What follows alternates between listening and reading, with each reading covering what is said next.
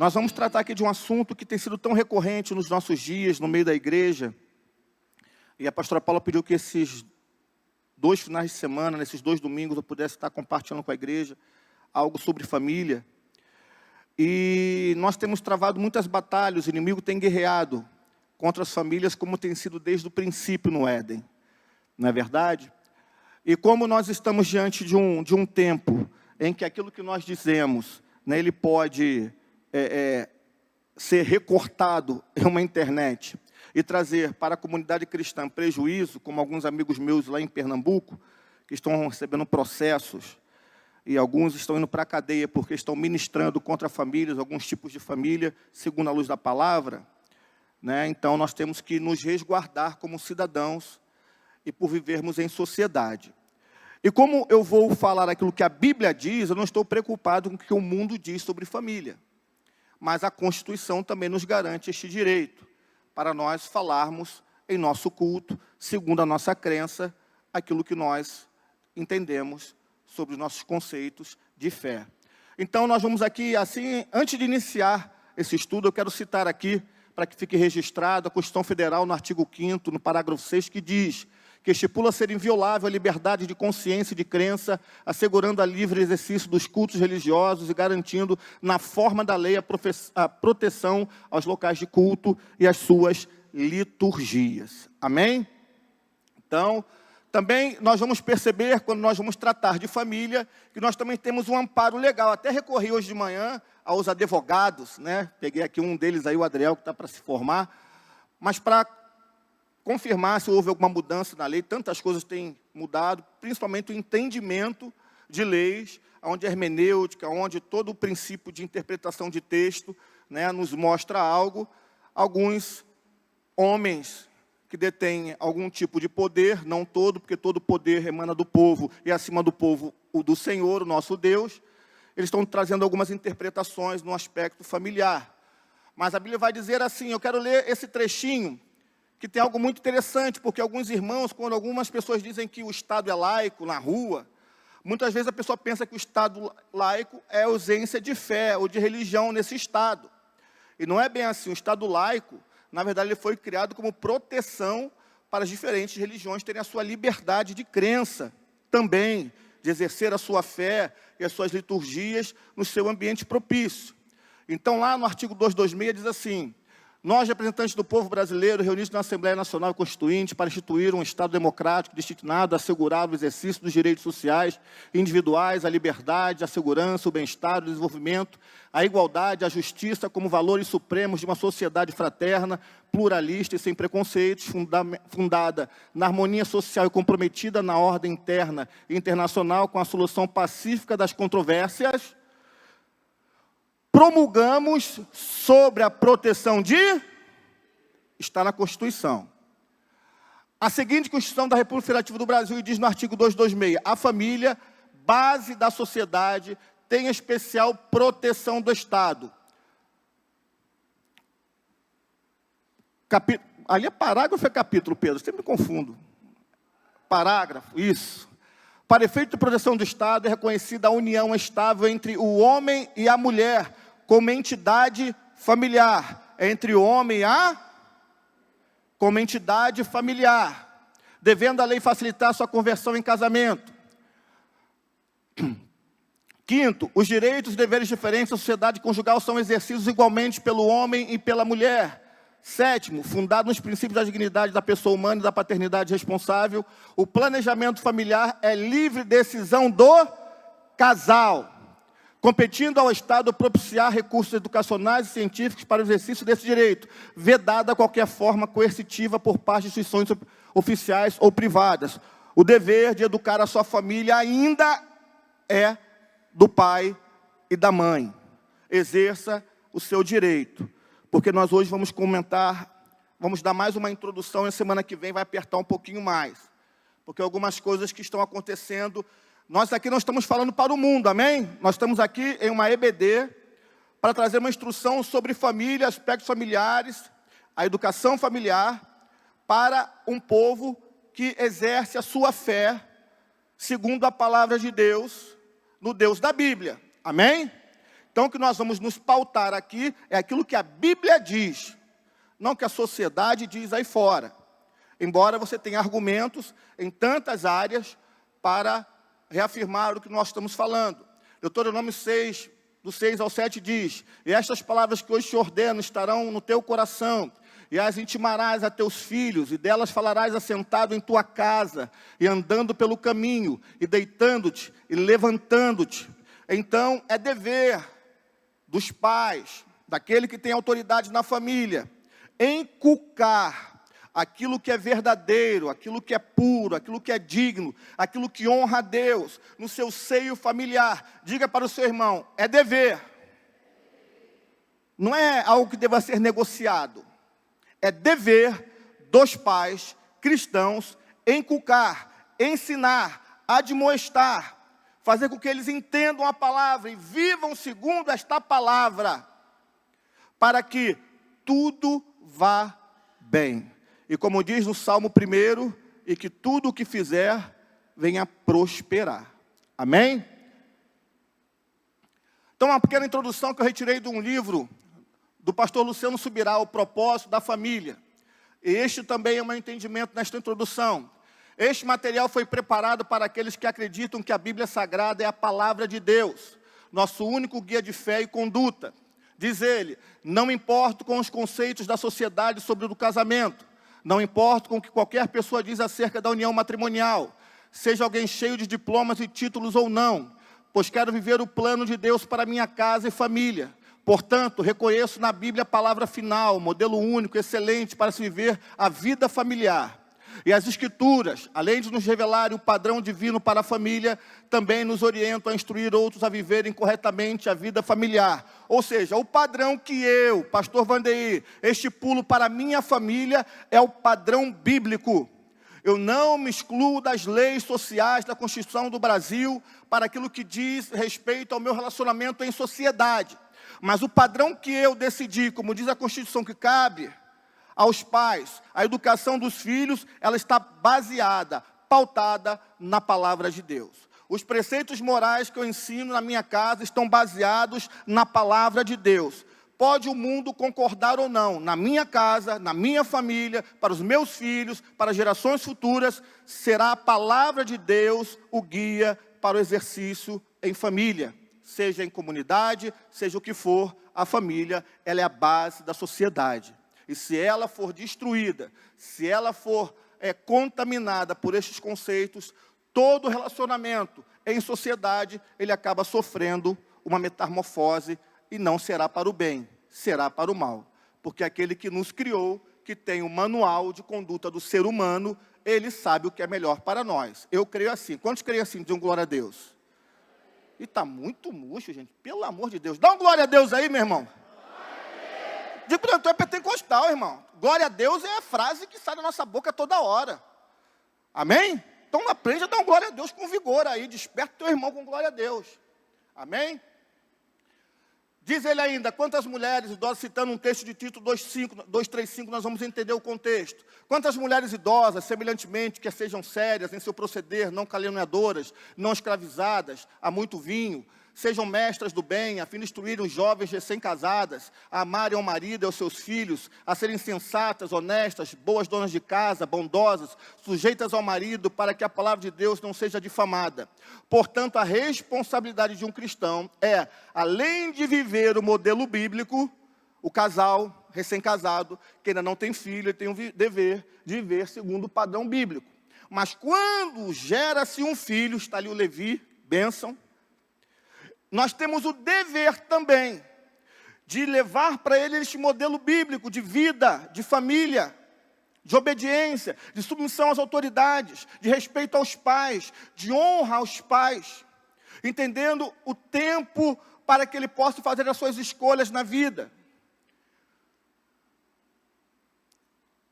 Bíblico da família, ensinar outros a também viverem um padrão divino para a vida familiar. Então diga para o seu irmão, não é somente dever meu andar segundo a palavra, é dever meu em família praticar a palavra e ensinar a outros membros desta família a viver o padrão bíblico.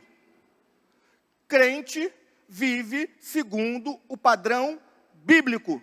Eu não vivo segundo a moda que o mundo traz para nós. Amém? Desafio e encorajamento, baseado nesses textos, porque Esdras tinha disposto o coração para buscar a lei do Senhor e para cumprir e para ensinar em Israel os seus estatutos e os seus juízos. Está lá em Esdras 7:10. Esdras, sacerdote de Deus Altíssimo, dispôs o coração para fazer 3 coisas. Repita comigo: buscar a lei de Deus, cumprir a lei de Deus e ensinar a lei de Deus. Quando nós nos reunimos como igreja para aprender da palavra, nós temos esses 3 deveres a cumprir. E nós devemos incentivar uns aos outros, não é somente ser ouvinte da palavra. Nós devemos buscar a lei, ouvirmos da lei, lermos desta lei, mas também cumprir a lei, obedecer esta lei, obedecer esta palavra. E quando nós aprendemos dela, praticamos esta palavra, nós temos um outro dever, que é ensinar esta palavra, ensinar a tua prática de vida, as tuas condutas, como você faz as suas escolhas, como você teme ao Senhor. Por quê? Porque os teus filhos verão, os teus pais verão, os teus irmãos verão, e o nome do Senhor vai ser glorificado no seu seio familiar. O problema hoje em dia é que em muitas famílias cristãs, a Bíblia fica só no local de culto. A prática da palavra de Deus, o exercício da fé em meio à sociedade, tem ficado de lado.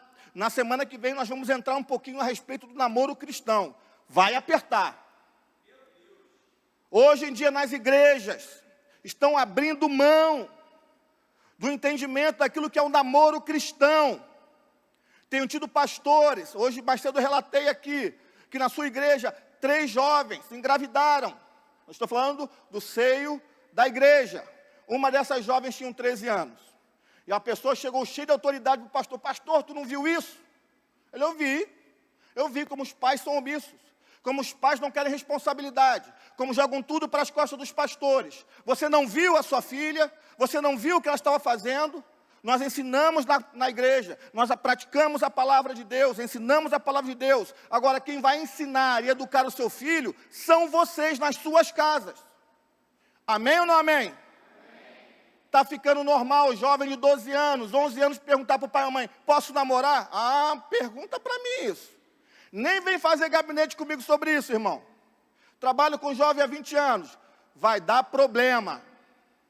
Nós temos exemplos na nossa casa, na nossa igreja, no nosso lar espiritual, de jovens que começaram o namoro, são bênçãos casados aí, Carol, Gustavo, tem a Adriel Luana namorando, tem aí o Mateus e a Crislaine, orientados, direcionados pelos seus pais, em obediência à igreja. Agora, um adolescente perguntar para mim se com 11 anos pode namorar, irmã Michele? Semana que vem a gente trata sobre isso, à luz da palavra de Deus, amém? Depois de buscar e cumprir as escrituras sagradas, chegou a hora de Esdras, juntamente com os outros sacerdotes, ensinarem ao povo do Senhor. Leram no livro, na lei de Deus, claramente, dando explicações, de maneira que entendesse o que se lia. Neemias 8:8. Deus criou o homem, Deus instituiu o casamento, Deus nos deu o manual do fabricante, que é a sua palavra. Portanto, o fator mais importante para um casamento bem-sucedido seja entender e praticar esses princípios do Criador. Então fica aqui a dica, daquilo que nós ouvimos, daquilo que nós lemos, que nós possamos praticar, obedecer esta palavra e ensinar em nossa casa a que eles pratiquem em obediência ao Senhor. Porque se nós fizermos isso, irmãos, problemas que estão ocorrendo hoje dentro das igrejas.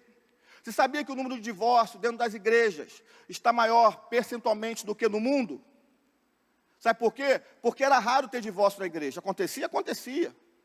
Nos tempos de Jesus tinham, tanto que ele foi arguído pelos fariseus sobre isso. Só que, de repente, por um liberalismo dentro da igreja, esses relacionamentos que não foram baseados em Deus, nem num propósito com Deus, apenas por um relacionamento movido pelo apelo sexual ou por aquilo que salta aos olhos, quando chegou o tempo das provações, dos dias difíceis, eles racharam. E o índice de divórcio dentro da igreja de uma década, 15 anos para cá, disparou. Se você colocar hoje o divórcio no mundo, o divórcio na igreja, você vai ver que o percentual dentro da igreja disparou, porque antes não tinha. Qualquer índice que mude agora é algo absurdo. E em muitos casos, o índice é maior do que o mundo em alguns períodos. Tem alguma coisa errada. E o que é que está errado?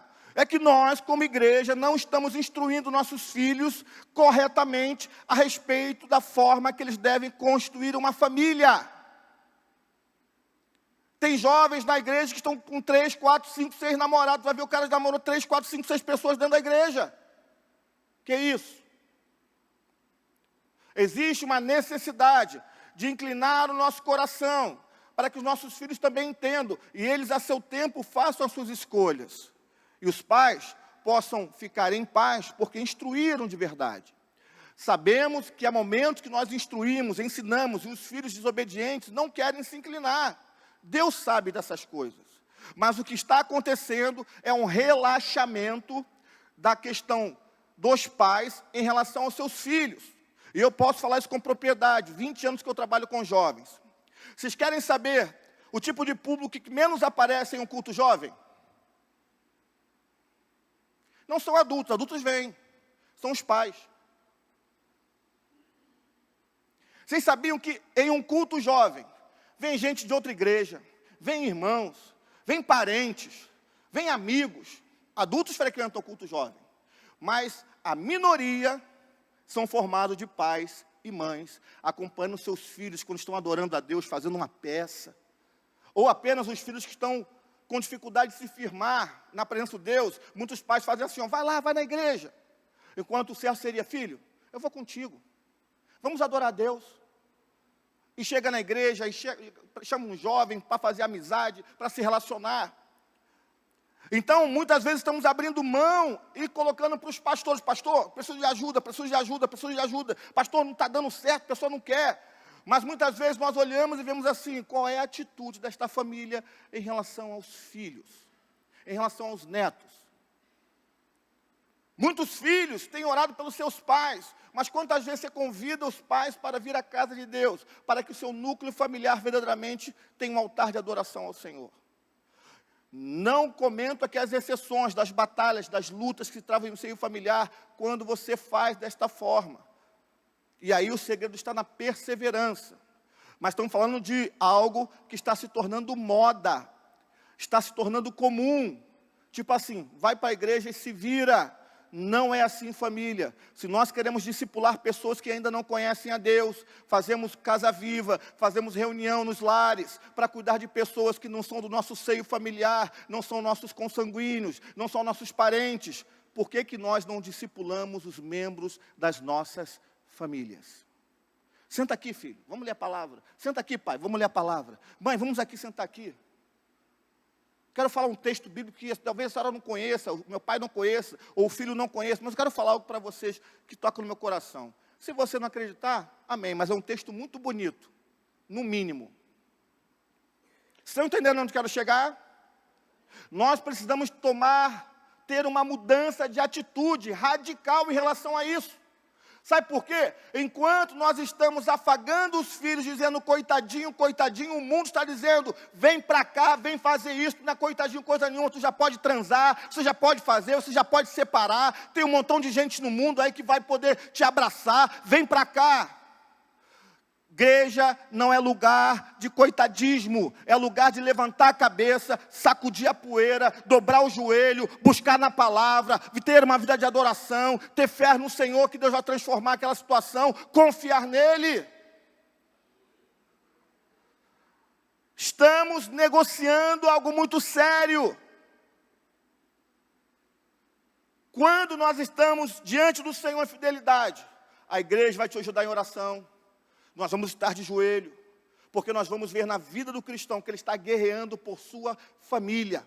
O resultado aparentemente ainda não chegou, mas nós cremos que no mundo espiritual Deus está ouvindo cada oração, cada lágrima, cada choro de um pai, de uma mãe, de um marido, de uma esposa. Não é esse o conceito é o relaxamento. Ó, faz aí, faz o que tu acha melhor, caminha como tu quer. No final disso, vão ser dores, prantos e choro que não teria necessidade de passar.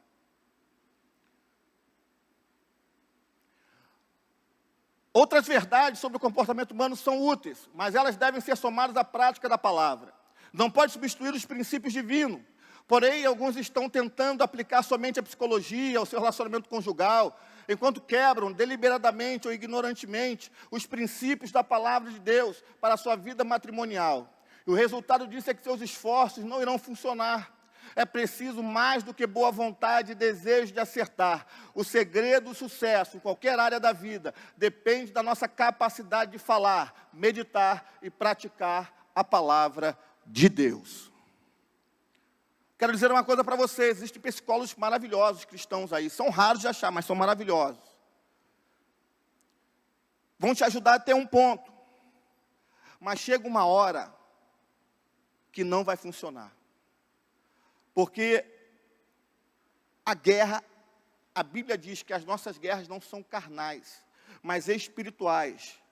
As nossas armas não são carnais, mas espirituais, poderosas em Deus para a destruição de fortalezas. Então, a técnica da psicologia, e hoje em dia, então, com essa moda do evangelho coach, aí, da teologia do coach, aí piorou mais ainda. Porque a pessoa sai de um culto motivado, né? Sai ali vibrando. Isso era utilizado sempre em áreas de venda, de marketing. Funciona, lá funciona. Quantas vezes eu participei de uma reunião daquela, falei assim, eu posso vender o mundo agora, tenho uma comissão boa. Mas no aspecto espiritual, naquilo que se relaciona com Deus, não funciona. Deus não está aqui para te motivar a nada. Deus está aqui para te dar uma certeza que nele você pode todas as coisas. Não será fácil, mas você nele pode vencer. O segredo é a perseverança, a fidelidade ao Senhor, a obediência a Ele, a submissão a Ele. Eu poderia falar para você aqui, está tudo bem, continua assim, está legal, não está. Conversamos com muitos pastores de tantos lugares, que pedem socorro com seus jovens, que pedem socorro com os pais, que os pais estão abrindo mão da educação dos filhos, por meio de um celular, de uma televisão, ou largando mão dos professores nas escolas, e não pegam nem os livros para ver. Isso é um alerta para a igreja. Não adianta sermos cheios do Espírito Santo aqui, enquanto nossos filhos, nossas esposas, nossos maridos estão correndo perigo, estamos deixando de usar verdadeiramente a arma que nós temos, que é a palavra de Deus. Marcos 5,19 diz, vá para casa, para a sua família, e anuncie-lhes quanto o Senhor fez por você, e como teve misericórdia de você. Quantas maravilhas Deus tem feito na tua vida que serve ao Senhor, de repente você fala assim, na minha casa tem um filho que não serve ainda, tem um marido chato, tem uma esposa que é goteira, só na igreja me sinto bem. Chega em casa, fala o que Deus está fazendo contigo, fala como você chega no culto, quando começa a tocar os louvores, você se quebranta na presença dEle. Fala para Ele que mesmo em dias difíceis você tem sentido paz, você consegue sentir alegria, você consegue ter a certeza que dias melhores virão. Porque quando termina um culto, muitas vezes você chega em casa e é só tormenta. Mas leva essa presença, leva essa certeza que Deus está fazendo algo. Testemunhe no seio da sua família o que Deus faz na sua vida. Fale para o seu marido, fale para os seus filhos, que o melhor lugar para estar é na presença de Deus. E quão bom seria se todos eles estivessem com você. Chore, falando isso para eles. Se quebrantem na presença de Deus, falando de Deus para eles. Quando você falar Jesus para eles, que o Espírito Santo quebrante seu coração, não seja só apenas uma palavra com 5 letras. Que haja fogo, que haja certeza que é um servo fiel, uma serva fiel, que quando fala o nome de Jesus, se emociona, porque sabe o valor desse resgate.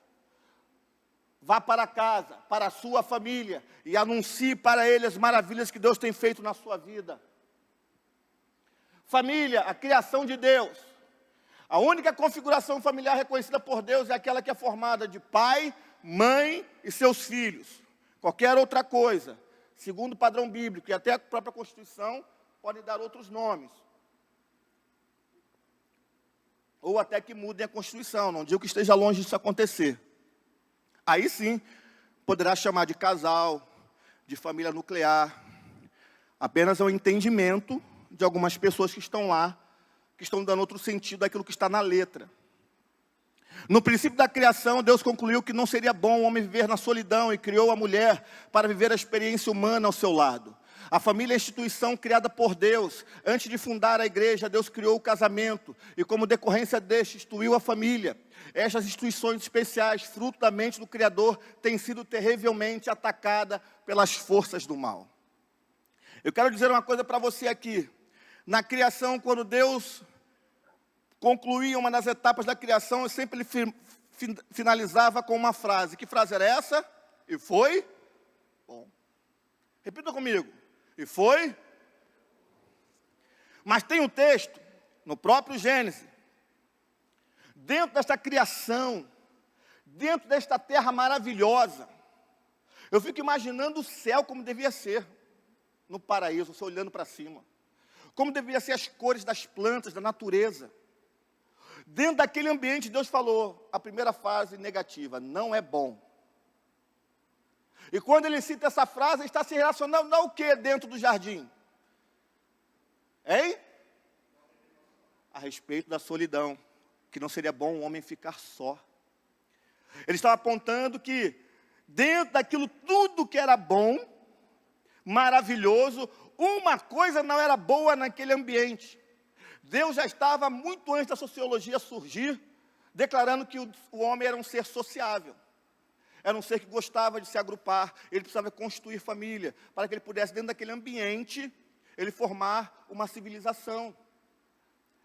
Antes de vir Augusto Conte, antes de vir um montão de gente aí na frente aí, o Senhor no jardim estava falando assim, olha, você é um ser sociável, Adão.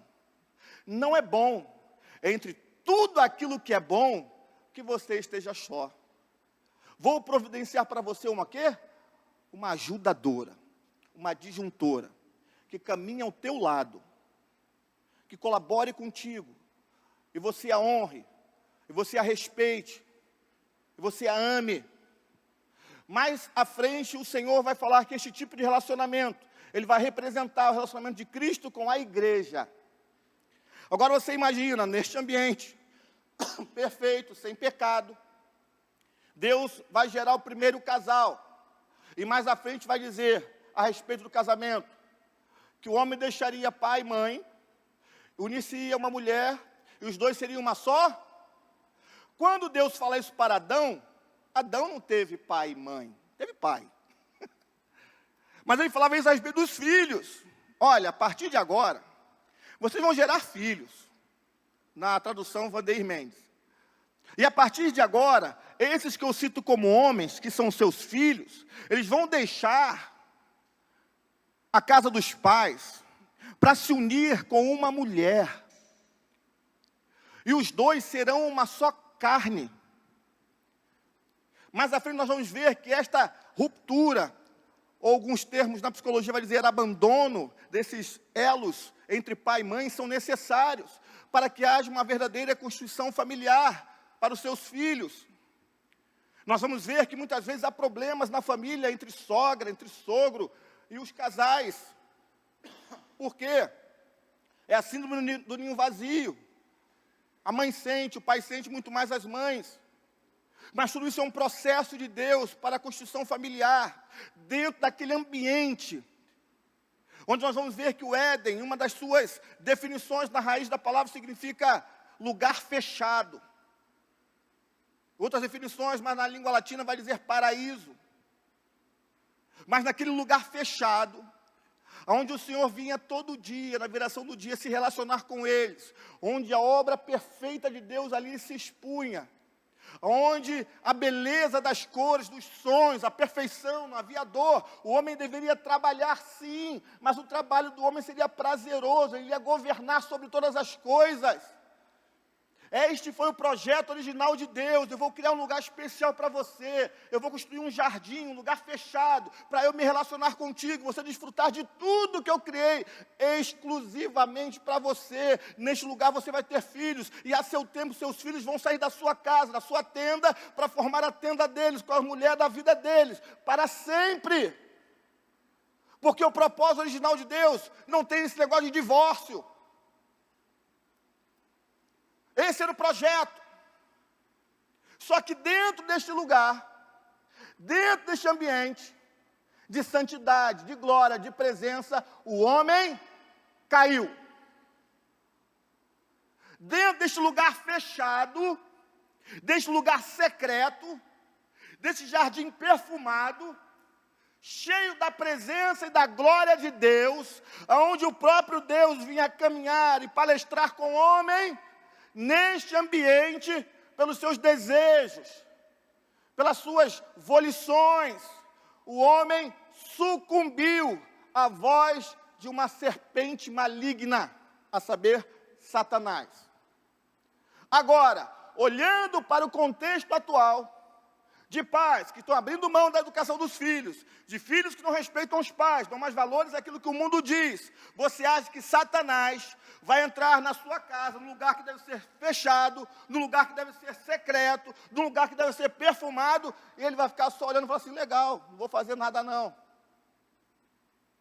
Se você continua sendo a obra-prima da criação, se lá, naquele lugar, o homem desobedeceu a única lei que ele deveria obedecer, você acha que em meio a tanto pecado, o homem que não se submete à palavra, vai permanecer com a sua família íntegra até a vinda do Senhor?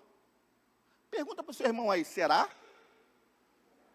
Será que vai ser fácil gravar João 3,16 e ir para o céu?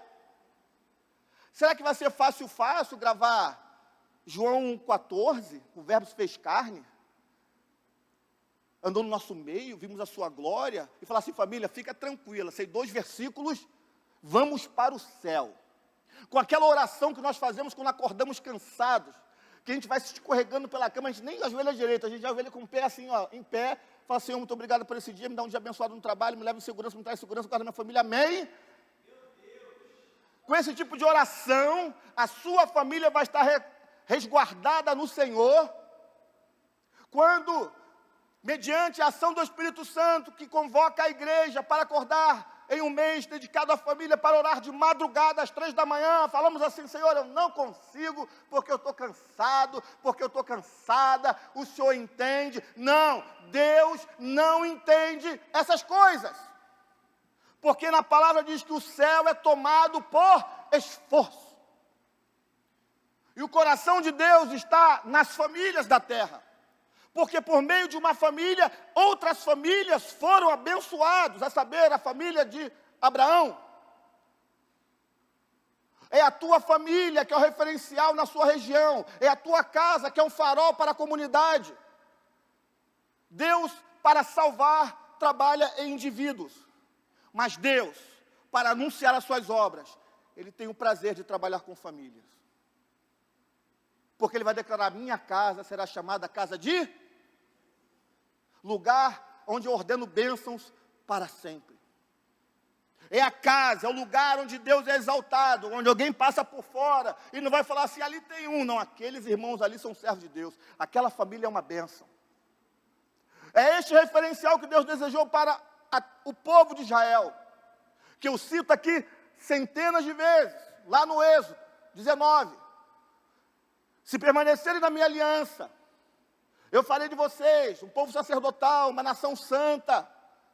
Mas no Êxodo 32, o povo pecou, se afastou de Deus, só os levitas se voltaram. E a promessa que era para uma nação se cumpriu em uma tribo. A tribo de Levi foi a tribo sacerdotal. Só que Deus tinha um plano oculto para a igreja, de um reino que viria, de uma nação que se levantaria, de raças, povos e línguas de todos os cantos, que fariam todos ser o povo de Deus, serem chamados pelo nome do Senhor.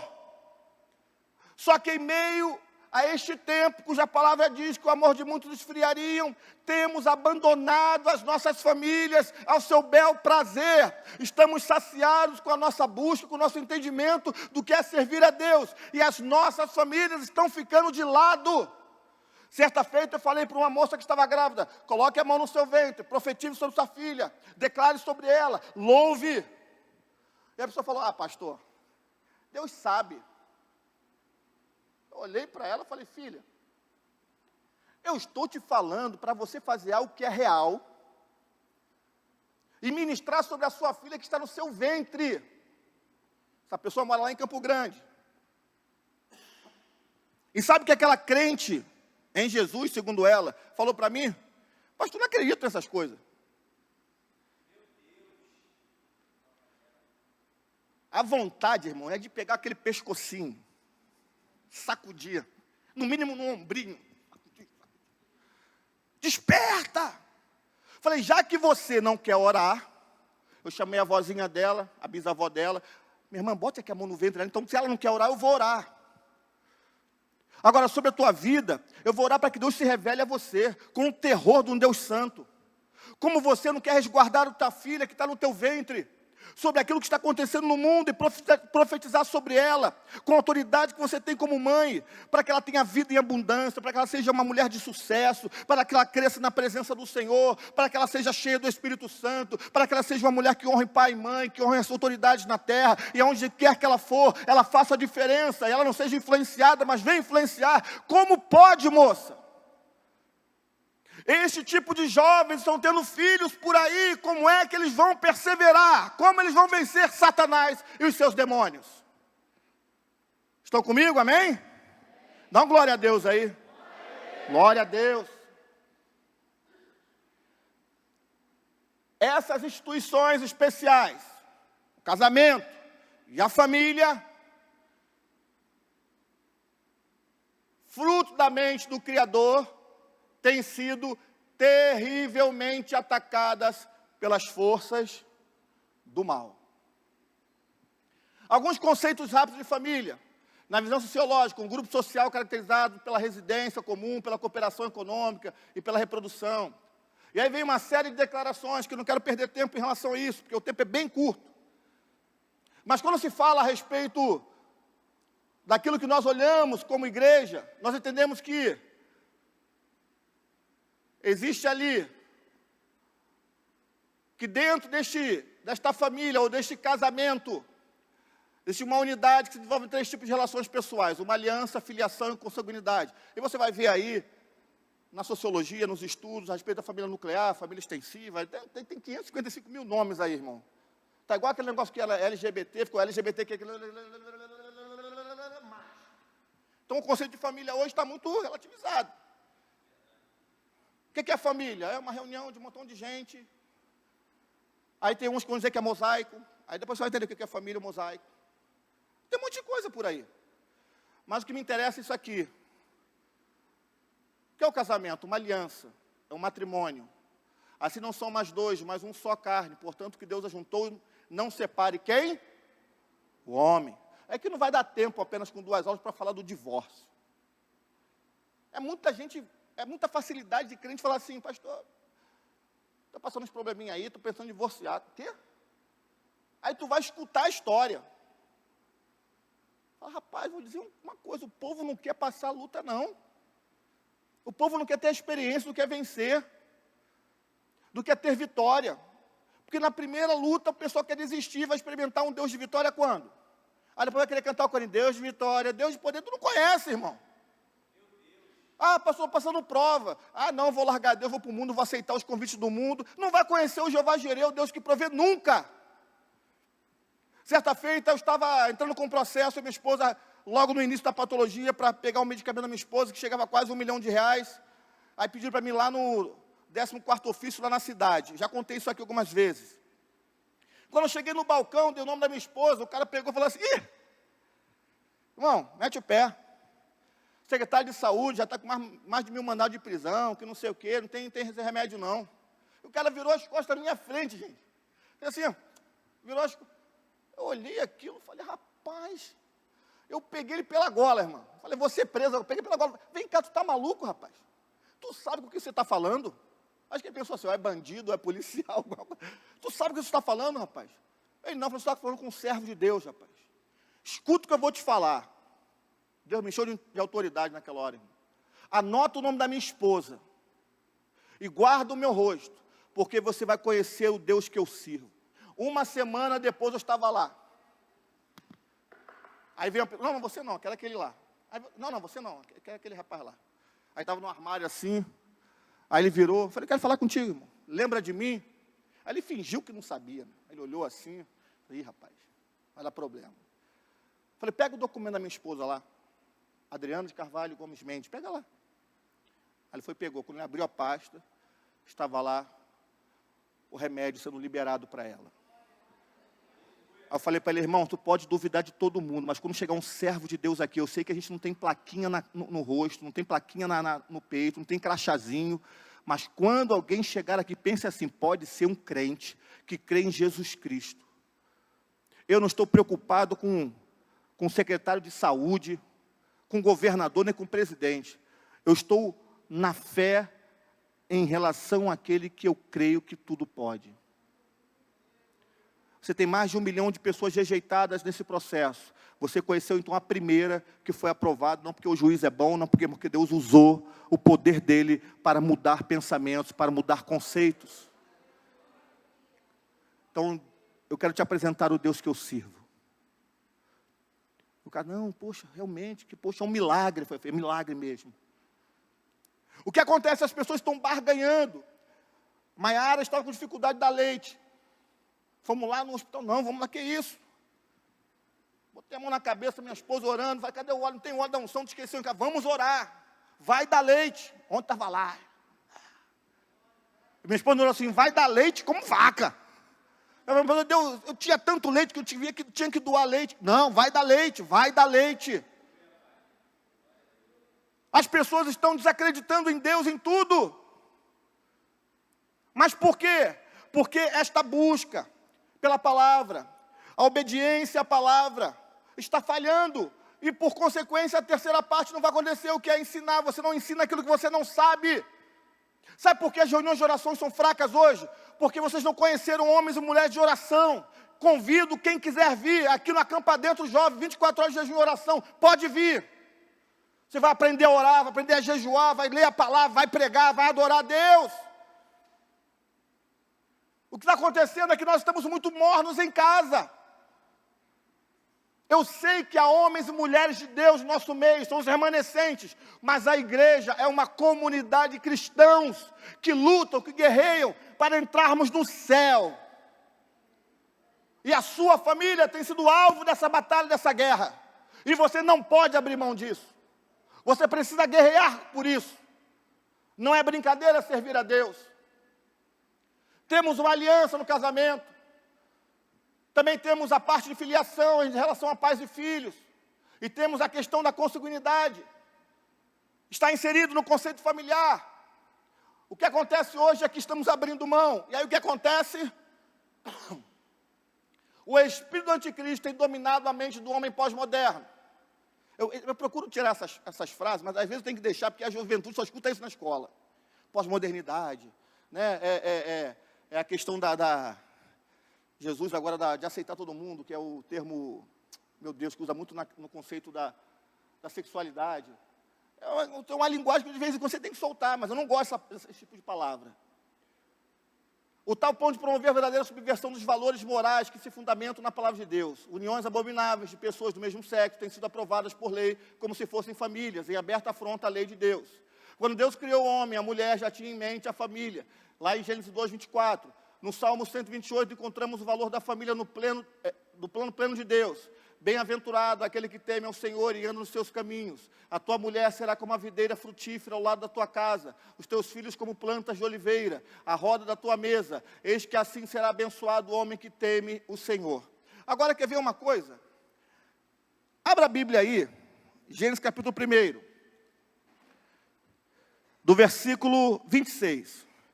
Nós temos ali, Gênesis 2, 24, que vai falar da formação do homem, amém? Então diga assim, Gênesis capítulo 2, no versículo 7, vai falar da formação do homem. Mas aqui no capítulo 1, a partir do versículo 26, Deus vai falar da criação do homem. Essa criação ainda não era visível na terra. Mas Deus já tinha estipulado macho e fêmea. Deus cria. Lá no capítulo 12 ele vai formar. Agora eu vou tornar visível aquilo que já existe no aspecto espiritual, da alma. Deus havia delegado ao homem as suas atribuições. Antes de formar, Quando Deus cria, Deus já cria o homem com um propósito. O criar de Deus, se não me engano, o verbo bara, a palavra bara, é criar do nada. Deus, quando Ele decide fazer o homem, façamos o homem, do nada, Ele faz o homem. E depois, Ele vai interagir com a sua criação para formar o aspecto físico do homem. Lá no capítulo 1, versículo 26, diz assim: então disse Deus: façamos o homem à nossa imagem, conforme a nossa semelhança. Domine ele sobre os peixes do mar, sobre as aves do céu. Aqui ele já está determinando o que o homem deveria fazer, ele deveria governar. Sobre os animais domésticos, sobre toda a terra, e sobre todos os répteis que se arrastam sobre a terra. Assim Deus criou o homem à sua imagem, a imagem de Deus o criou, macho e fêmea o criou. Amém? Macho e fêmea, Adão e Eva, amém? Qualquer coisa contra isso é antibíblico, e como estamos pregando para crentes, para a igreja, nós rejeitamos, e a Bíblia diz que é abominação. Essa é a base da família, homem e mulher, macho e fêmea. O que passar disso é de procedência, porque estamos pautados na palavra de Deus, em um ambiente de culto, resguardados pela Constituição. Essa é a nossa crença. Amém, internauta? Amém. Deus os abençoou, Ele lhes disse: frutificai, multiplicai, versículo 28, multiplicai-vos, enchei a terra e sujeitai-a, dominai sobre os peixes do mar, sobre todas as aves do céu e sobre todos os animais que se arrastam sobre a terra. E disse Deus ainda: tenho-vos dado todas as ervas que produzem sementes, se acham sobre a face de toda a terra, bem como todas as árvores que dão fruto e que dá semente, elas vos servirão de mantimento. E a todos os animais da terra, e a todas as aves do céu, e a todos os seres viventes que se arrastam sobre a terra, tenho dado todas as ervas verdes como mantimento. E assim foi. Viu Deus tudo o que tinha feito, e que era, no caso da criação do homem, que era muito bom. Lá no capítulo 2, versículo 7, vai dizer: e formou o Senhor Deus o homem do pó da terra. Deus cria no capítulo 1 e forma no capítulo 2. Quando Deus cria, Deus já dá a direção, o propósito para a vida do homem. Mas quando o homem é formado, ele começa a interagir com a sua natureza, com aquilo que foi criado. Ele recebe de Deus uma lei para que ele pudesse obedecer, para que ele fosse bem em tudo. O homem que deve ter leis que os resguardem, para que ele possa caminhar corretamente, ele desobedece. Da mesma forma, a nossa família precisa de leis, estipular leis. O filho, vocês já estavam contando para os jovens, 6 e pouca da manhã, a criancinha xingando, devia ter uns 8 anos, a mãe de tudo que era nome. E eu parado assim, encostado no ponto, olhando aquilo. Aí ela me olhou e falou: sabe como é que é? Eu falei: não sei não. Não sei não. Se minha filha faz isso, eu nunca bati na minha filha, nunca foi preciso, mas só de olhar para ela, 6 e pouca da manhã, uma criança que deve ter 8 anos, xingando de tudo que é nome, uma mãe. Minha geração. O vizinho me batia, irmão, com autorização do meu pai. O quê? Quando o pastor Sérgio fala as coisas aqui, fala assim: cara, eu vivi esse tempo, era assim mesmo. O vizinho tomava conta do outro. Aí dizia: Ceia! Minha mãe lá dizia: Ceia, teu filho fez besteira aí. Aí me levava minha mãe pela orelha, assim, ó. Aí minha mãe veio de brigar com a vida, que hoje em dia é assim, né? Vai brigar com quem está repreendendo. Minha mãe fala: isso, bateu nele? Não bateu não, então vou bater agora. Não posso corrigir o filho? Eu sou da geração que tomava varinha de goiabeira na perna. Não amputei a perna, pelo contrário, aprendi a dar bênção vô, bênção pai, bênção mãe. Se entrasse em casa, passasse para o meu pai, não desse bênção, já pegar pela orelha e falar: você está cego? Seu pai está aqui. Oi pai, oi cara. Eu quero dizer uma coisa: meu pai, ele era alcoólatra. Morreu devido ao álcool. Mas dentro de casa havia um princípio moral, instruído pelos meus avós, que ele mesmo, não sendo um cristão, ele obedecia. Chegar na casa de um parente, de uma tia, de um tio, não dá bênção. Essa questão que o pastor fala de, botava um salgadinho, uns pastelzinhos, docinhos, comia pegava umzinho. Era assim mesmo. Eu falo, não é possível, devia estar na Rua Bagdá, eu não sabia. Então, ia na casa do uma tia que fazia uns doces maravilhosos, uns salgados, uns pastelzinhos. Gente, aquele pastel cheirava lá no portão dela. E já chegava criança, né? Sentava na mesa olhando só para o pastel. Agora ela falava assim, pode comer, meu filho. A gente já comia um pensando no segundo. Criança é assim, pastelzinho que ela fazia desse tamanhozinho, delicioso. Quando eu pegava um, meu pai já olhava. Aí comia devagarzinho. Quando acabava, ficava olhando para ele. Ele, pode comer mais um. Aí minha tia falava, deixa comer, Vanderlei. Deixa comer. Não, tia. Tem que ter educação. Tem que ter respeito. Eu sei que eles podem comer tudo, mas comam tudo com educação e respeito, entendendo quem é a senhora, quem é o seu pai, quem é a sua mãe. Apanhei, vou ficar revoltado. Vou ficar revoltado, vai apanhar mais. Meu avô, pastor Monteiro, esse então, meu irmão, se tem umas meia dúzia que conhecesse meu avô, eu ia pedir para assim, eu quero sair dessa família. Época de férias, domingo na casa do meu avô, irmão Michele. 6 da manhã, meu avô batia na cama, bora, bora. Igreja, vô, são 6 da manhã, bora. Vamos logo. Eu levantava, e a igreja que a gente ia, meu irmão, tinha uns vasos de verdade ali, que buscava, que pagava o preço. Não que não haja hoje em dia, mas eu vou dizer, a quantidade de vasos parecia que era mais concentrada, sabe? Vai um filho na igreja fazer uma gracinha. Vou dizer que não tinha rebeldia, que não tinha problemas naquela época. Tinha, gente, claro que tinha. O problema é que se multiplicou a iniquidade de tal forma, que hoje na casa de Deus, o que era abominável, está se tornando normal. O que era impensável, está se tornando normal. Nós estamos falando de aspecto de família. Mas eu quero abrir um parênteses aqui também, a respeito de lideranças também. Tem gente fazendo besteira aí que só misericórdia. Tinha que passar no corredorzinho polonês de uma meia dúzia de pastores que eu conheço. Ia sair avivado de lá aquele pastor, aquele líder. Ia sair uma bênção, pegando fogo. Sem vermelho, tanto tapa que ia tomar. Pelas heresias que falam por aí. Mas o que acontece?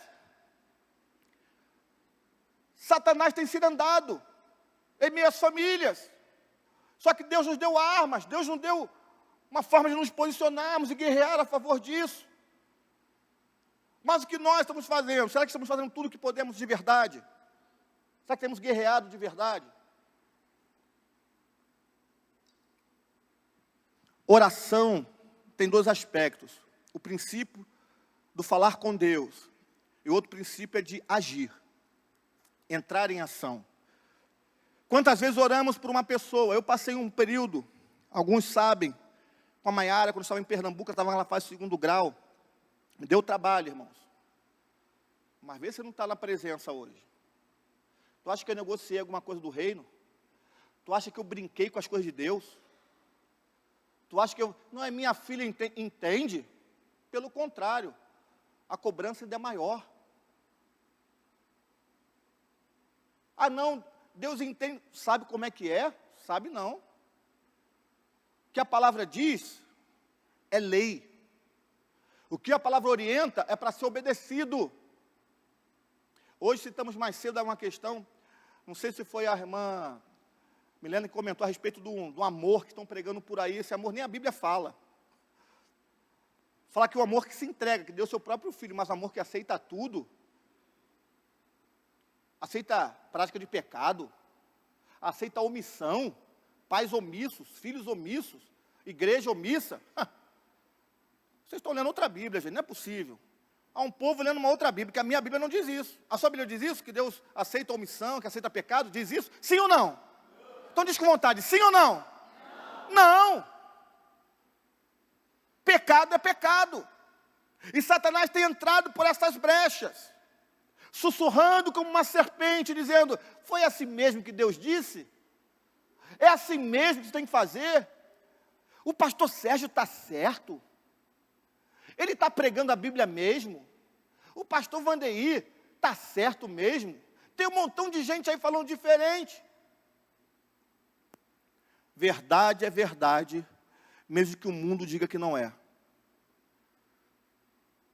A verdade, ela sempre, com o tempo, vai se revelar verdade.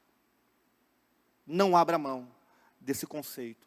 Lute por ele. Estabeleça este trono do Senhor, que é estabelecido em verdade e justiça. Não barganhe com o marido, com a esposa e com filhos. A guerra, temos que ter estratégia em meio à guerra dentro da família. Temos que ter sabedoria. Mas quem disse que é para baixar a guarda? Não é. Não é mesmo. Deus disse a Abraão: eu abençoarei os que te abençoarem, amaldiçoarei os que te amaldiçoarem, e em ti serão benditas todas as famílias da terra.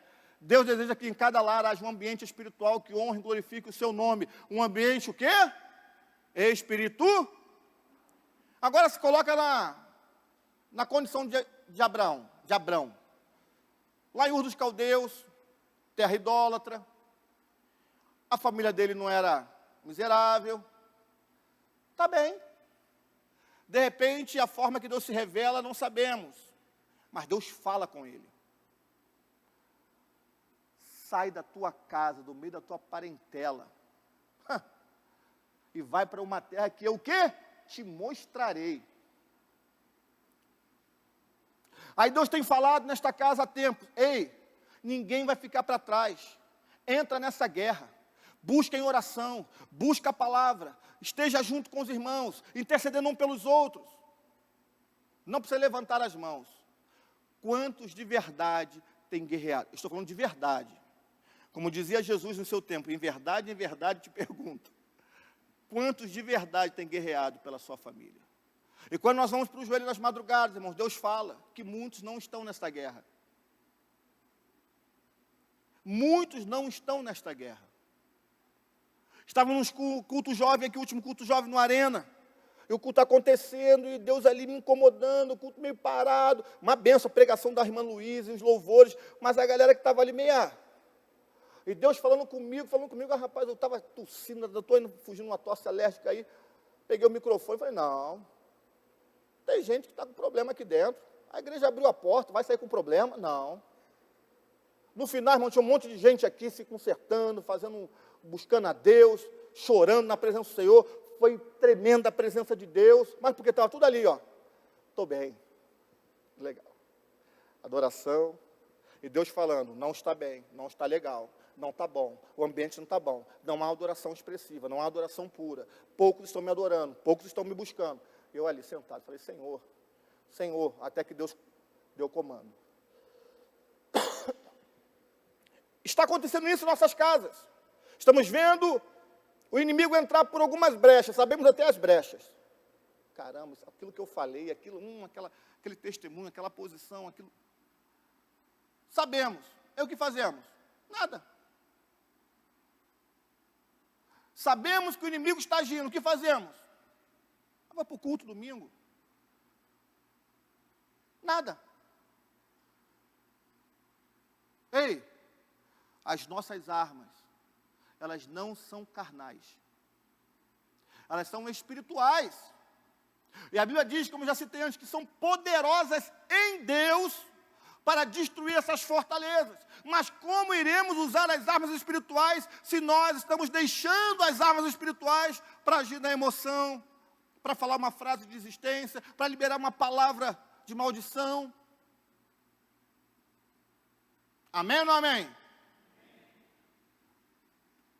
Tudo isso é introdução para a semana que vem, irmão. E aí nós vamos falar um pouco do namoro, família e sobre a batalha que nós devemos vencer no lar. O amor de Deus pela humanidade faz com que Ele veja todas as famílias da terra como um alvo de sua bênção, pois todos os homens a Ele pertencem. Está lá no Salmo 24, verso 1. Porém, só podem desfrutar do favor de Deus as famílias que se sujeitam a obedecer a sua palavra. O texto diz, resistir ao diabo, ele fugirá de vós? Sim ou não? A Bíblia diz, é assim que o texto diz, resistir ao diabo, ele fugirá de vós? Bíblia, igreja, Bíblia. A Bíblia diz, sujeitai-vos, pois, a Deus. Primeiro, antes de resistir, se sujeita, para que a palavra tenha efeito prático na sua vida. Quando a palavra tem efeito prático na sua vida, você consegue resistir ao diabo. Porque foi por meio da palavra que Jesus resistiu ao diabo no deserto e o venceu por meio da palavra. Porque Satanás dizia, muitos que estão aí com Satanás no corpo, vão falar para você versículos bíblicos. Eu falo para os jovens, não basta só dizer está escrito. Você tem que aprender a dizer também está escrito. Porque o também é o contexto daquele verdadeiro versículo, que é tirado do contexto para confundir, assim como fez a serpente no Éden com a primeira família, no lugar reservado, secreto, no lugar fechado. Ele usou a palavra de Deus, dizendo, foi bem assim? Lá no versículo 3, vai dizer assim, ó. Versículo 3, capítulo 3, versículo 1, parte B. É assim que Deus disse? Não comereis de toda árvore do jardim? Mais à frente respondeu a mulher, a serpente, do fruto das árvores do jardim não podemos comer. Aí mais à frente, então a serpente disse à mulher, versículo 4, certamente não morrereis. Tem um vídeo rodando do Cláudio Duarte, aí, que ele começa a falar algo, e ele fala assim, é assim mesmo? Aí o pessoal fica, gente, tão pouco, eu já consegui colocar uma dúvida em vocês. Vou pegar esse vídeo e vou jogar para os jovens lá. Muitas vezes eu faço assim com a juventude, é assim mesmo, e o pessoal engasga. Mas é uma forma de eles afirmarem aquilo que eles estão dizendo. Não, eu tenho certeza, é isso mesmo. Por quê? Porque o mundo vai te fazer o mesmo questionamento lá fora. Vão questionar a sua família. Vão dizer que vocês não vão vencer, que não vai dar, o seu filho é um perdido, sua esposa não vai dar em nada, o seu marido é um frustrado. Aí você vai falar assim, pelo que está acontecendo, é isso mesmo. Está repreendido em nome de Jesus. Não foi o plano de Deus para a minha família. Não foi o plano original de Deus para a minha casa. Não foi o projeto de Deus para o meu filho e minha filha. Não foi o projeto de Deus para o meu marido e para a minha esposa. Porque está escrito isso a respeito das famílias que creem no Senhor. Está repreendido em nome de Jesus. A minha família é uma bênção. Não confunda adversidades com famílias amaldiçoadas que não têm mais jeito. Você não pode aceitar isso, rejeite isso em nome de Jesus. Mas você precisa conhecer a palavra e se sujeitar a ela e obedecer a ela. E muitas vezes conhecemos o texto, mas não usamos porque estamos errados, ou algum pecado, ou alguma dúvida. E a gente fica com medo de usar, porque sabemos que a Bíblia ela é uma espada de dois gumes. E se eu falar isso? Irmão, eu falo isso porque em gabinete muitas pessoas vão falar para mim, pastor, às vezes eu tenho até medo de falar, porque quando eu falo isso, pedir justiça? Como é que eu pedi justiça? Estou tudo errado. Estou todo errado, eu vou pedir justiça? Vai bater em mim primeiro. Quem me deu esse fraudou vai ficar bem, porque eu estou tão errado, que se eu pedir justiça, o Deus justo, ele vai vir contra mim. Pessoas já me falaram isso no gabinete. E aí, deixam de invocar a justiça de Deus, os planos de Deus e tantas outras armas espirituais. Por quê? Porque não conhece que também a Bíblia diz a respeito do advogado fiel. Que se nós pecarmos, nós temos um advogado justo e fiel. Por quê? Conheceram apenas 2, 3 versículos. E muitas vezes você não precisa memorizar. Se você entender o que a Bíblia diz, você pode recitar, falar, ou abrir a Bíblia e declarar. Mas estamos perdendo a guerra. Muitas famílias perdem a guerra, porque abriram mão de impor, de profetizar, de declarar esta palavra no seu seio familiar. O irmão disse para mim outro dia, a vida vai ensinar. Eu falei, está repreendido, irmão. Se fosse para a vida ensinar, por que eu venho para a igreja? Quem tem que ensinar é você, rapaz. Vai deixar a vida ensinar teu filho? Que negócio? Ah, não, foi uma forma de falar, então está fazendo errado, não vai falar uma coisa dessa. Deixar a vida ensinar, que negócio é essa? Está na igreja para quem então? Quem tem que ensinar é você, assuma a sua responsabilidade. Toma partido disso. Ah, meu pai, minha mãe, não, tu vai orar, rapaz. Para de murmurar. Dobre teu joelho, busca a face do Senhor. Pega a palavra de Deus, declara para o teu pai, declara para a tua mãe. Ora por eles em casa. Está fazendo isso? Não. Então você não está guerreando coisa nenhuma. Você está mentindo, dizendo que está guerreando, quando você está fingindo que está guerreando. E você acha que o mundo espiritual não sabe disso? Sabe ou não sabe? Não, fala com vontade. Nós sabemos que a lei espiritual ela é verdadeira. Estou já encerrando. Estudar sobre o valor da família é de muita importância para nós, pois de uma forma ou de outra, nascemos numa família pobre ou rica, desconhecida ou famosa, pequena ou grande, evangélica ou não. A família é a base de nossa vivência, dela nascemos e dela dependemos na maior parte da existência. Isso é plano de Deus. O pastor Sérgio fala uma coisa aqui que é muito forte, é uma pessoa que diz assim, nunca dependi de Deus para nada. Ou nunca dependi de ninguém para nada. Deus não, nunca dependi de ninguém para nada. Nasceu como, o abestado? Como é que você nasceu? Você desejou, antes de ser nada? Só se, lá na criação, tipo assim, existiam alguns vapores, como é que se ilustra a alma? O espírito do cara, não, e você declarou alguma coisa, você veio a surgir? Isso é ingrato, cara. Que nunca dependeu de ninguém para nada, todos nós dependemos de alguma coisa, de alguém, ou de uma situação, todos nós. Por isso nós somos seres sociáveis. Por isso nós estamos desejando, muitas vezes, o afeto, o afago, o carinho, o reconhecimento, o abraço de alguém. E o lugar propício para isso é o seio familiar.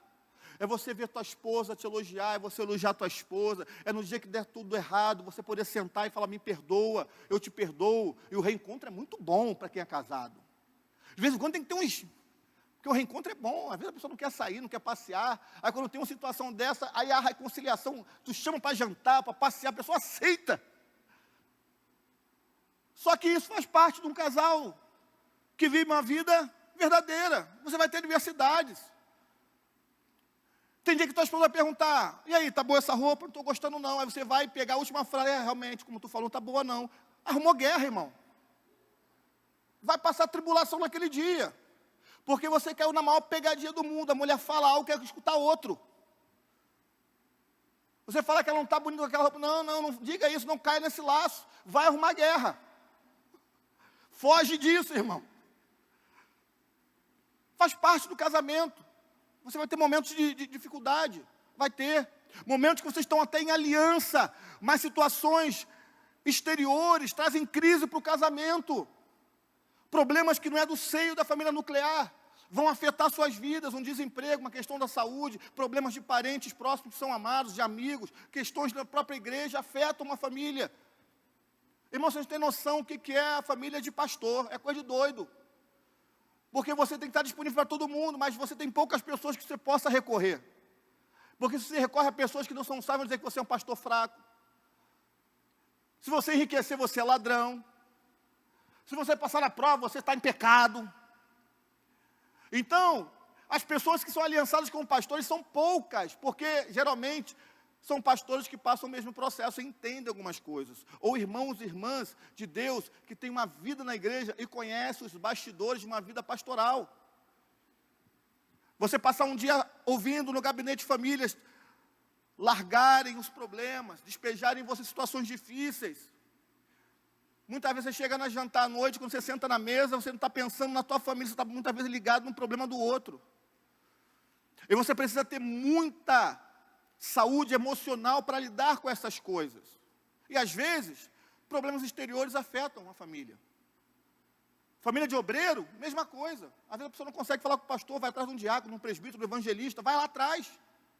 Missionário, vai atrás. Homem e mulher de oração vão atrás. E às vezes essas situações afetam a família. E se você não tiver imerso na palavra de Deus, para que você possa orar junto com a sua casa, com a sua família, neutralizando toda a retaliação, muitas vezes a luta é muito grande. E às vezes até entender que não é natural e que é espiritual, vai-se um tempo de desgaste. Essas situações fazem parte de uma família saudável, mas que tem suas crises. O problema é que as famílias estão doentes por falta de ação, porque estão largando mão dos problemas que precisam ser resolvidos. Eles estão com uma bola de neve, crescendo, crescendo, crescendo, crescendo. Estamos percebendo, filhos percebem, pais percebem, mães percebem, mas não tomam ação, ficam só no ora. Mas a oração não acontece. Orar com ação. Vamos orar. Mas meu esposo, senta aqui comigo. Minha esposa, senta aqui comigo. Meu filho, minha filha, senta aqui comigo. Está acontecendo isso. A Bíblia diz isso aqui, cara. A partir de hoje acabou. A partir de hoje acabou. Entendeu? A verdade é que muitos não fazem mais isso. Porque se o filho falar assim, não, não acabou não. O pai levanta, tá legal. Como é que é? Não tá, a partir de hoje é assim, acabou, irmão. Por quê? Porque a família está em risco e você precisa se posicionar. Por quê? Porque se você não se posicionar agora, o abismo é logo à frente. Mais um passo cai no abismo. Esse dia eu estava numa igreja pregando, eu vou encerrar aqui. E eu vi um rapaz assim bonito, rapaz, olhos verdes, cabelo liso, parecia modelo, rapaz. Forte, pulando, dançando. E quando chega o final do culto ali, que eu chamei o povo para lá, quando ele veio para frente, ele falou comigo, ele está com um problema sério dentro de casa. Ele não se submete aos pais. E ele quer fazer naquele lugar o que ele quer. Final do culto. E eu falei, rapaz, eu quero orar por você no final do culto. Ele olhou. Aí eu chamei, você é dessa igreja? Sou sim. Chamei o pastor dele. Pastor, conhece esse rapaz? Conheço. Deus me deu algo a respeito dele. Posso entregar? Pode. Posso falar, moço? Pode. Abriu o céu. Estou na legalidade. Falei, Deus me mostrou você dentro de casa, não submetendo aos seus pais, fazendo o que você quer fazer, dizendo o que você deve fazer, como vai fazer. E quando o seu pai te repreende, você diz que não vai fazer. É isso mesmo? Aí ele ficou quieto. Aí nisso que eu estava falando com ele, Deus mostra um moço assim, ó. Moço, nós devia ter uns 40 anos, um homem. Aí eu olhei e Deus mostrou uma divisa de fogo, assim, eu falei, um pastor. Eu falei, pastor, aquele homem aqui daqui dessa casa? Eu falei, é. Deus mostra que aquele moço ali é o pai dele. Você é rebelde e ele é omisso. Chama aquele pastor, por favor. Fomos para o gabinete. No gabinete, eu falei para o pai que Deus tinha mostrado. Falei, seu filho é rebelde. Mas por que ele é rebelde? Porque o senhor é omisso. O senhor é ministro da palavra. O senhor ensina. O senhor prega. Mas dentro de casa o senhor tem um rebelde. Deus quer colocar um ponto final hoje. Você largar sua rebeldia. Você largar sua omissão. Vocês estão entendendo? Aí já o pastor chorando aqui, o filho chorando aqui. Falei, vamos orar, vamos orar. Você está entendendo, rapaz? Estou entendendo. Quero falar uma coisa para você, que não é brincadeira não. O que você vai fazer daqui diante define o teu futuro. Eu falei, pastor, o teu ministério está em risco se você não se posicionar. Beleza? Beleza. Oramos ali, foi um quebrantamento da coisa. Passou aí umas 3 semanas aí, o pastor veio falar comigo, me ligou, falou, pastor Vandeir, pô, quero louvar o Senhor pela tua vida. Eu falei, rapaz, louve ao Senhor apenas. Ele falou, não, eu quero testemunhar algo que depois eu fiquei sabendo. Meu filho estava rebelde, porque ele já estava usando maconha, assim, naquele dia, que Deus mostrou a rebeldia dele, outras coisas que Deus falou ali, em casa, sentamos para conversar, ele chorando, falou, pai, eu quero abrir tudo o que está acontecendo. Aí ele falou, houve cura. Meu filho hoje está no centro de recuperação. E aí ele botou para falar comigo.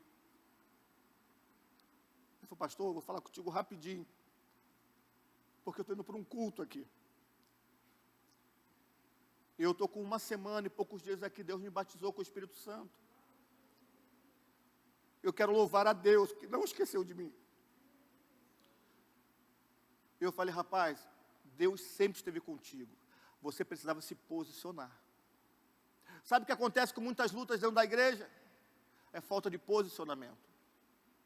É recorrer a quem pode e se inclinar a Ele em submissão e obediência. A nossa família, todos nós, temos corrido risco. Você acha que a minha filha com 15 anos, que é uma bênção a Raira, que eu não me preocupo com ela na escola, porque eu sou pastor, porque ela é uma menina de Deus? Vocês estão enganados, irmãos. Eu estou junto com ela. Eu estou junto com ela, para que no dia que ela possa tomar a decisão por ela, ela escolha certo. Essa é a minha oração. Porque senão o preço vai ser o preço dela. Mas nós oramos todos os dias, Senhor, que ela seja uma bênção, que ela honre o teu nome, e que aonde for, não seja o braço dela, mas que seja a manifestação da tua glória, porque ela nasceu para glorificar o teu nome. Ela não é comum, ela pertence ao céu. Agora, as escolhas delas serão influenciadas pelas minhas participações, da minha esposa, da família, da igreja. Você acha que tem jovem na igreja que é tudo crente? Você acha que tem adulto na igreja que é tudo crente? Você deixa teu filho e tua filha e qualquer jovem para sair? Vigia, crente. Se estiver andando com o Adriel, com uma Luana, com uma Carol, com uma Raíssa, né, uma galera que é de Deus aí, deixa mesmo, incentiva. Quando tem gente nas igrejas que não quer nada com Deus, não. E você está deixando só porque está dentro de uma placa, numa denominação? Tem gente que está na igreja desviado. Eu quero saber com quem minha filha anda. Eu quero saber onde minha filha está. Porque ela tem 15 anos ainda. Quando ela tiver seus 18, 20, e for independente, se tiver no meu teto, pode ter 50.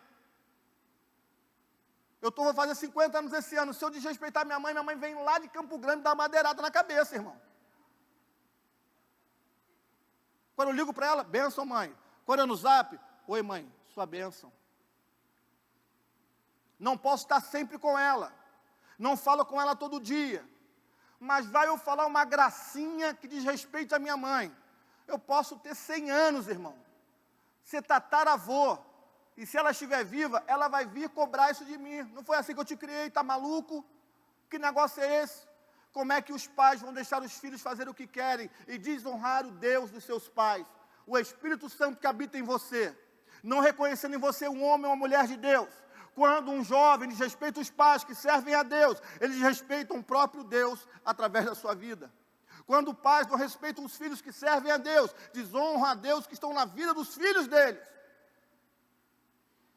Traga seu filho para a igreja, traga para os cultos jovens, leve para os acampamentos, leve para os ambientes que Deus realmente se manifesta, a palavra é pura, a verdade é aplicada, porque a sua família será saudável para a glória de Deus. Amém? Se coloque de pé, por favor.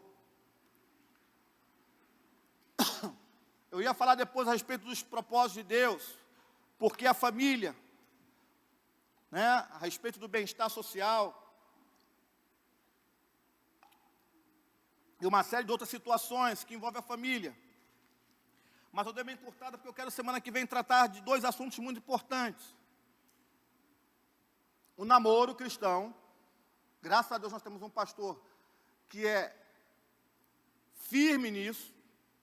Eu lamento pais, mães, jovens que não buscam orientação, né? Sobre a virgindade no casamento, sobre um casamento guardado por Deus, uma série de situações que envolvem a bênção sobre a família.